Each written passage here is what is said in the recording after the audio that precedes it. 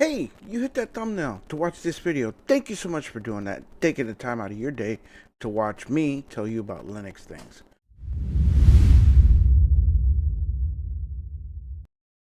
But before we start today's video, I'd like to take a moment to ask you to do me a favor, please. And that would be to one, thumbs up in this video, subscribe to this channel if you haven't subscribed, hit the notification bell so that way you get notified of every new video that I make. And if you are a subscriber, hit that join button, please, and become a member of the channel. Also, maybe give a super thanks, either one is good. But anything that you guys give helps me out and goes a long way to help this channel. In today's video, we're going to talk about XeroLinux XFCE. Yes, it's the inaugural debut of his third distribution that XeroLinux has done. He's got the XeroLinux KDE, he's got the XeroLinux GNOME version, and now the XFCE version. And let me tell you, he's been hard at work on this one for a while. He's done a lot to it, to make it look XeroLinux worthy.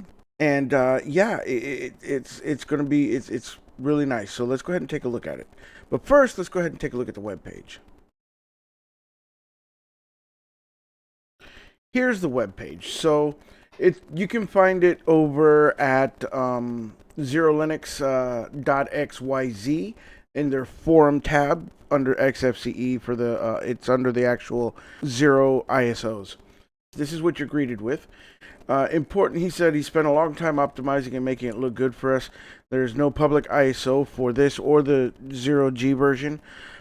So in order to get it, you have to donate at Ko-fi or LibrePay or Fundraiser. One of those guys. If you donate there, then you can get the actual fully built ISO. Otherwise, you can build it for free, which you can go to the GitHub to build it, repository, download it. Also, there are instructions on how to build it for you. So he walks you through step by step. So you're not without help either way. He likes to remind people that if for whatever reason you can't support him financially, of course it's fine, and the build it for free part is there. As far as the requirements are concerned, it requires a Core i5 with AMD equivalent GPU, 3 gigs of RAM, regular Intel XZE graphics, 16 gigabytes of hard drive space. But the recommended is a Core i7, 8 gigs, and AMD 9 series GPU, or higher, and NVIDIA GPU equivalent, and 128 gigs of SSD or NVMe. And also he goes on how to, it's really nice that he's included in here, how to use Balena etcher in order to etch the ISO. Also, he wants to make mention that the AUR helper Yay is already installed, but if you prefer Peru, he tells you how to do that. Also, he's telling you what the release notes are, that it's got the latest Calamares 3.3 in it, the 6.3 kernel, the Mesa 2 23.03, Xorg Server 21.1, XFCE 4.8, and XF Window Manager 4.18. And this is a screenshot of what it looks like. Also, some extra apps that he has included are the extended Thunar, the Vala panel, the Thunar custom actions, and then the Thunar active plugin ZSTD. Also, he advises, as with all of his other distributions as well, he's advised that the Intel Arc GPU proprietary drivers are buggy, and so if you stick with the Mesa drivers, that it should work just fine, because everybody knows that Intel and Mesa, or Intel and AMD work well with the Mesa drivers right out the box. So if you stick with those, it's a lot less buggy. But if you do choose to put your own proprietary drivers in, then that's your risk on making it buggy, and that it's up to you to have to troubleshoot whatever it is that you need to do to get them to work. Also, the legacy NVIDIA GPUs are supported, the 5.30 and higher.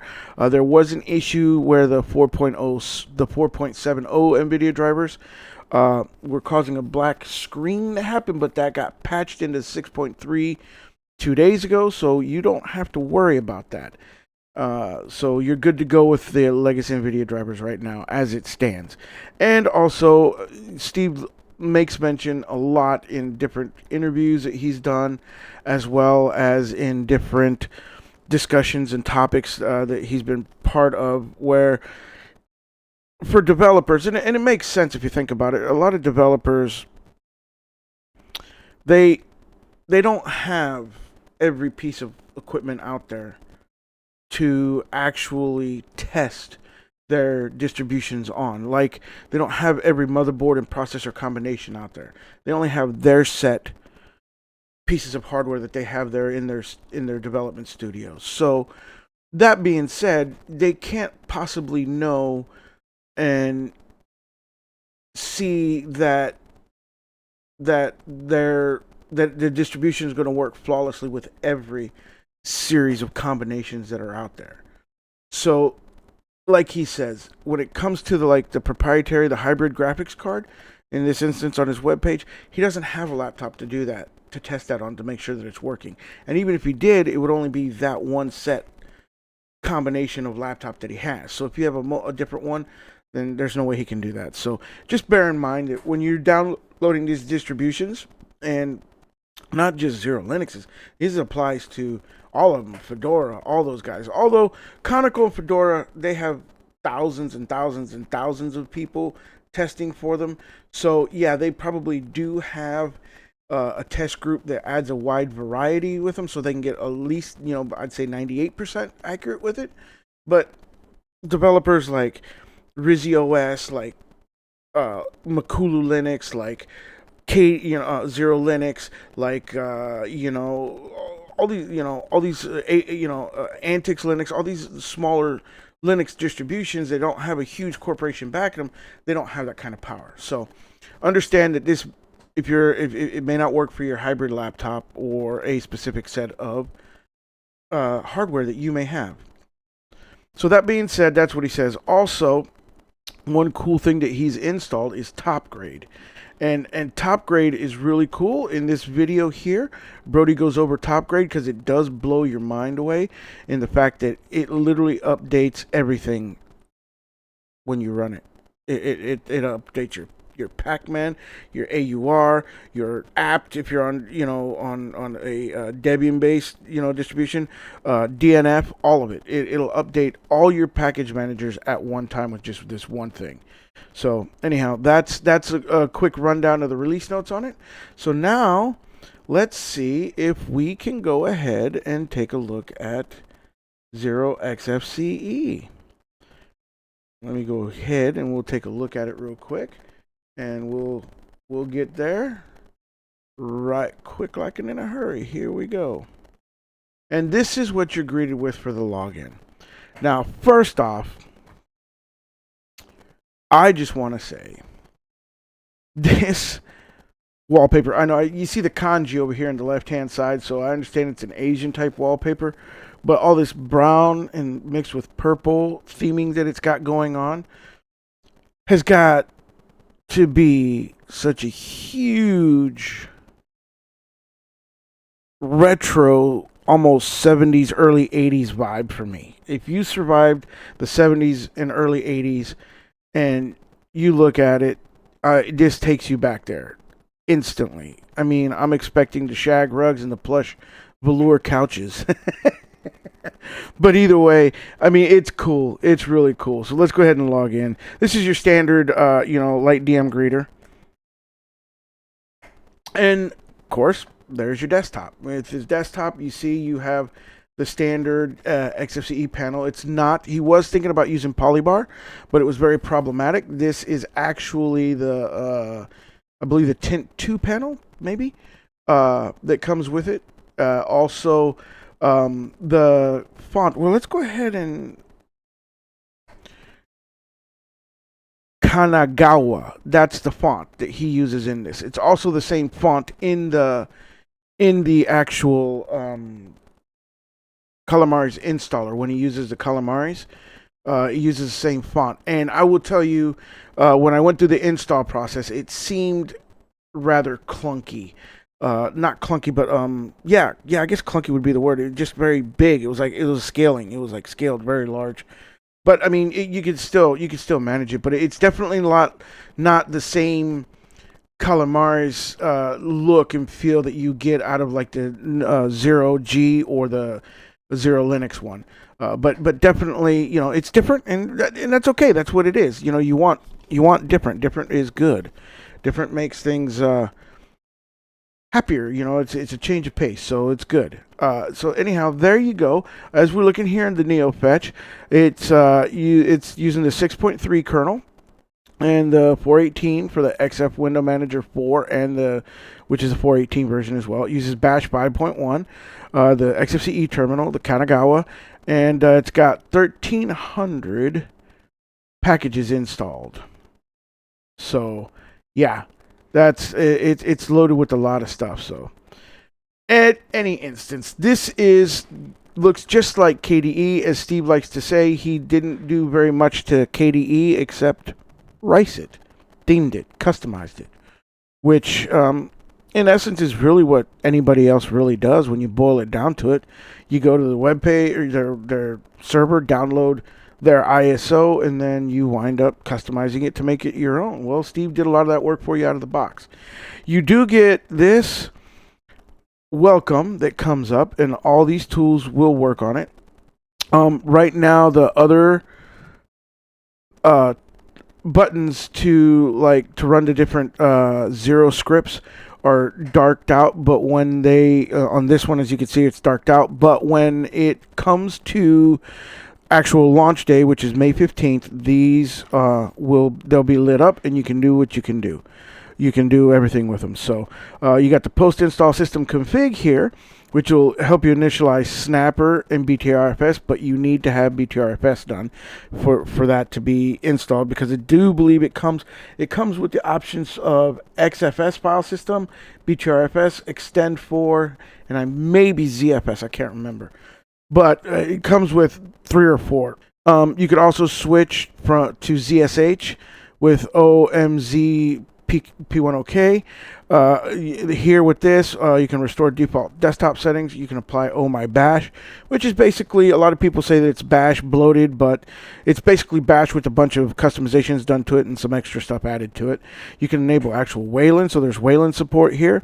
You could also fix your key rings for Arch here. You can disable firewall, and you could also do the QEMU resolution fix, and then install enable HBlock as well. So those are the tools that you could use at the moment for the post install. Now, installation of applications. Now, this is always an added welcome bonus on any welcome script, and it's simply because you can always add extra packages right from the get-go. Here, you don't actually have to open up the package manager, and that to me is a little bit more of a streamline of workflow for whenever you're trying to set up your distribution. That's always a little bonus. It doesn't have to be, but it's always nice. And of course, the way you use it is let's go down to benchmarking tools here. Okay, so say you want to do Blender benchmark. You click on here, and then you install selected right here. You can just click it, and it'll install it in the background. So, or maybe foreground. Either way, it'll do that, and you can install whatever you want. There's many different softwares that you can check. There's gaming tools, like game mode, which you would want to install. See, he installed, basically, he didn't add a ton of packages to it in the sense of already installing, let's go take a look real quick. Like, if you go into the Office section, he probably does not, he doesn't have an Office suite installed at all. There's so many distributions out there that install Office suites. I think that you should just leave that up to the user. We know where to go get it. Most people do. I mean, some newer to Linux users may not know to go into their add or remove software or the package manager to do it from command line. But still, I mean, they're going to learn real quickly how to do that, because that's a must. So that's going to be their first thing they're going to do. So you don't have to install that. And also another thing that a lot of distributions tend to do is they tend to install absolutely redundant applications. Like, they'll have 4 video players. 2 music players, 3 freaking PDF viewers, 2 file managers. I've even seen it. It's like, why? Why do you have to do that? You don't need to have redundant apps. Pick your set, stay to that set, and let users customize that. Or don't put any of that in except for a basic file manager, basic, you know, basic internet, and then let everybody else, and a basic terminal. That's really the 3 tools that you need to set up an actual IS or a distribution. So that way, and with the package manager, of course, so you can go into the base package manager or whatever distribution it is and install it, or go to online to be able to Google which packages you may need, or go to the GitHub repositories or whatever. So I mean, that's really all you need. But, keeping it minimal, which is what he did outside of the theming, he had a lot to help theme it. But other than that, I mean, he added just the base XFCE lightweight version, which is nice. So, I mean, if you look under, for accessories, I mean, you can look at the rundown of packages that are here. GNOME disks, so that's the other thing. He actually, I like GNOME disks. What's cool about GNOME disks is that with GNOME disks, you can kind of edit your FS tab without actually opening up a text editor, because in these settings sections right here, you can edit the mount options, and also you could when you, not this because it's the one that's mounted right now, but if there's one that's unmounted, you can right click on it, go into here and have it mount at boot up. So you can actually get it to mount automatically as soon as the system boots up. And you can tell it where to mount it at too. So like if you don't want it to mount to there, you want it to mount to a different file system or a different whatever, you can do that too. So that's really a powerful little tool that I think is awesome, and it's easy to use, and it looks sleek, and it's very modernized, not like Gparted. Gparted does do those other things as well, but this is just a little bit more modernized version of it, and it looks good. So I'm glad that he included GNOME disks. That is a very great utility. There's also, he's got Archive Manager. I think it's in Grompa or whatever. But anyhow, no, he's got in Grompa right here. So it's another one. That's the GNOME Archive Manager or XFCE one. So Flat Seal. Now, that's another cool thing that he's got in here, because he's obviously got Flatpaks enabled. So Flat Seal, if you open it, is a nice little tool that actually, interesting. It didn't carry over the dark theme. And let's see what version we're using here. It is 2.01. So anyhow, this tool, even though it's blindingly bright, this tool here is a tool that will actually help you manage your Flatpaks. Helps you to apply permissions, have different, maybe I think flags. You can adjust different flags that they have to run under, or that they can run under. There's all kinds of stuff. If you need help, there's documentation right here that'll take you right here to where you can actually use this to set up, like I said, permissions exactly, and everything else that you need for whatever it is that you may need to manage your Flatpaks, for you to have and use for your Flatpaks. That's very, very thoughtful of him to have included that. Also, Kavantum, Mousetag, Plank. Plank is your dock here at the bottom. The one thing that he wanted me to mention for sure is that these are the standard icons that come with the XFCE distribution. And the reason why is theming the Plank is it breaks the icons. They're in the middle of in the process of working to fix that. Once they get that figured out, there will be updates made to that, and so or notifications made on how you can update it yourself. But either way, just stay tuned to that. They are aware of that, and some of the theming also didn't apply down there as well, because it's very difficult to theme that apparently. And of course, they've got your display, for your display manager and stuff like that. So you're all good there. It's your standard set of tools that are in there that comes with XFCE outside of the Flat Seal. For development, he's got Meld, the Qt4 suite, or the Qt suite for your assistant designer, all that good stuff. And also, probably if you go under multimedia, it'll probably be the Qt V4L2, which is your camera webcam and camera utilities for actually activating a USB webcam. For graphics, they've got FlameShot, they've got Risotto, and Vue Noir. For internet, they've got Firefox, which, yeah, that's a standard app that comes with it. But he could have included Brave. I'm not going to knock that against him because Brave's like the best browser out there. Yeah, I'm just going to throw that out there. And then for multimedia, you have Parole, which is a fork of MPV. You have the Pavu volume control settings manager as well. You have VLC and you have XF Burn and of course a QT V4L2 for your camera and stuff like that. Office, as we said, nothing other. There's just a HP ViaScan, which is your scanner utility for any HP printers that have scanners. And under settings is your standard settings, which is your add and remove software, which if you click on it, it should be PAMAC. Yes, it is. It is PAMAC. And so this is a tool that is equivalent to your Synaptic Package Manager for apt, but this is one that's used for the AUR, and I mean for the Pac-Man, and it was actually designed by the Manjaro team, I believe. They're the ones that created it, and just every Arch distribution uses it because it's just a great tool.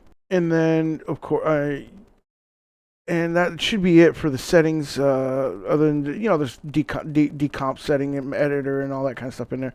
And then for system, of course, this is going to have your HTOP, your light DM greeter settings, your terminals, and all that kind of good stuff.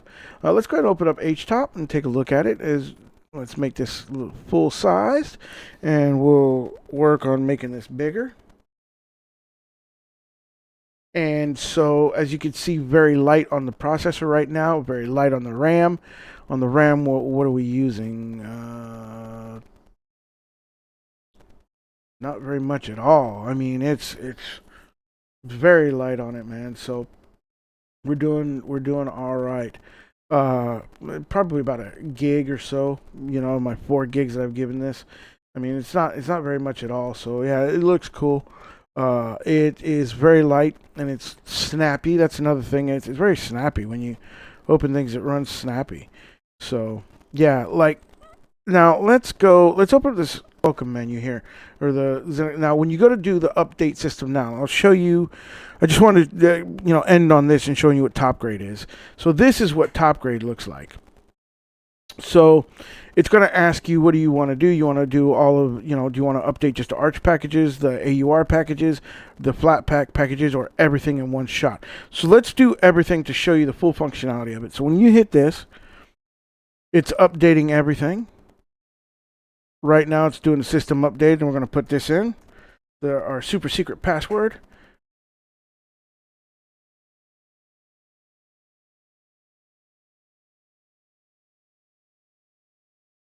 And it's upgrading it all. See how it breaks it down into different sections? That's what top grade looks like, and that's what it's doing. It's pretty awesome. And now to exit, there was nothing to really update, but see how it went through the flat packs, went through the AUR, it went through the actual Pac-Man. It starts off with your base package manager first, and it goes to the progresses. And so that's it. So now you hit enter, and you're all done. That's it. That's all there is to it, to actually do update. Also, he did do bash aliases in here. So if you just type upgrade, or is it upgrade or up? Well, maybe upgrade. Let's try upgrade. Well, how about I spell it right? So let's do update. And then it wants you to put in a password, and you put it in, and then it runs your basic Pac-Man update. And to find out what the aliases are, what you do is you open up your file manager, you go to your bash rc, which is in your hidden dot files, what I did to unhide. If you notice, you've got your dot files here, right? To unhide them, when you come there, this is how you normally get it. You don't see any .config, .bash rc, any of those. So you hit Control H on your keyboard, it unhides them. Or you can go to the view section of it. I don't know if it's right. Click on it here. whatever. Or it's usually like a hamburger menu, but I just know the Control H because I'm a window manager, so I'm used to keyboard shortcuts. But yeah, so, and then you click this and you right open it with Ocular. Let's see if Ocular opened it up. And this is what it looks like. If you go down to the bottom, here's all your aliases. Let's make that a little, that's almost too big. So like your aliases right here for with exa. So like LS uses exa all, which will give you color always. So like that adds color. Exa adds color to that. For Pac-Man unlock, for free will tell you how much memory you have free. So you can kind of peruse these aliases to help you figure out what your update aliases are, or any aliases are to do anything. Like right here, Pac-Man software alias. Up all would run top grade. Alias search will give you a Pac-Man search. So say you're searching for like a file, not a file, but a certain application.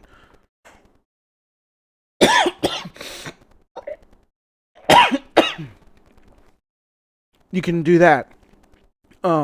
Also, you can remove, like you can say, remove OBS, remove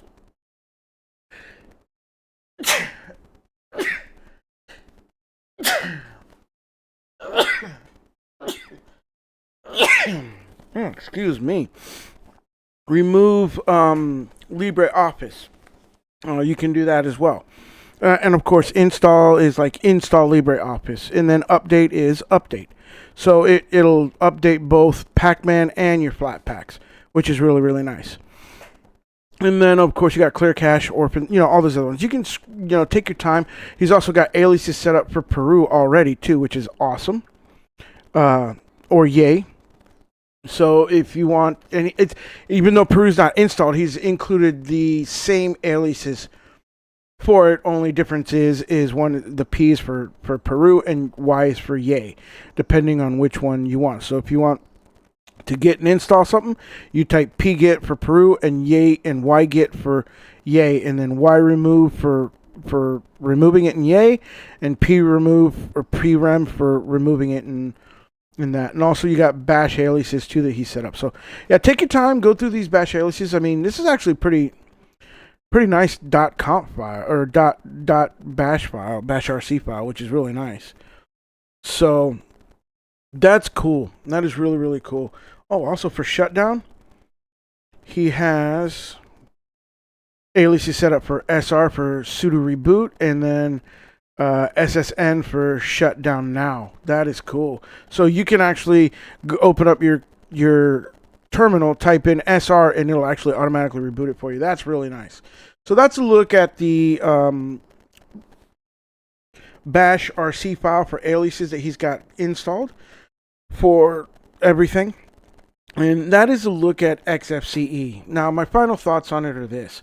Theming, the customization, the ricing, whatever you want to call it, it's very nice. I enjoy it. It takes me right back to the 70s and 80s. It's very retro, which is cool. It's cool to see that. 2, he didn't add a lot to it in the sense of bloat for software. 3, he's included awesome tools that are in it that are very helpful.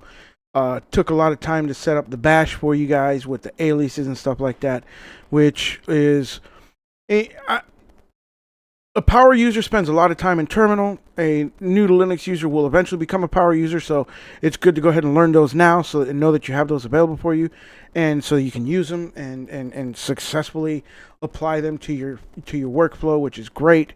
The panel, I can't say enough how good it looks for being an XFCE panel. I mean, Polybar would have been better, but they made this panel, this bar and panel look sexy.